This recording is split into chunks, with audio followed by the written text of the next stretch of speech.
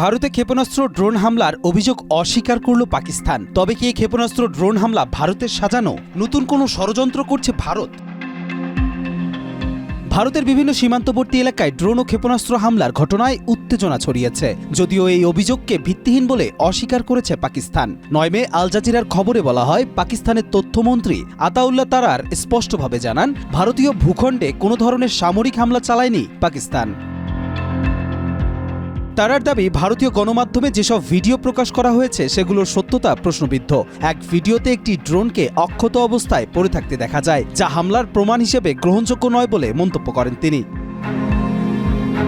অন্যদিকে এনডিটিভি সহ ভারতীয় সংবাদ মাধ্যমগুলো জানিয়েছে, ৭ মে রাতভর রাজস্থান, পাঞ্জাব, জম্মু ও কাশ্মীরের বিভিন্ন অঞ্চলে বিস্ফোরণের শব্দ শোনা যায়। ভারতীয় কর্তৃপক্ষ দাবি করেছে, পাকিস্তানের দিক থেকে ঝাঁকে ঝাঁকে রকেট ও ড্রোন হামলা চালানো হয়। এর ফলে ভারতের সীমান্তবর্তী রাজ্যগুলোতে জরুরি ভিত্তিতে ব্ল্যাকআউট ঘোষণা করা হয়। সাইরেন বাজিয়ে জনগণকে নিরাপদ আশ্রয়ে যেতে বলা হয়।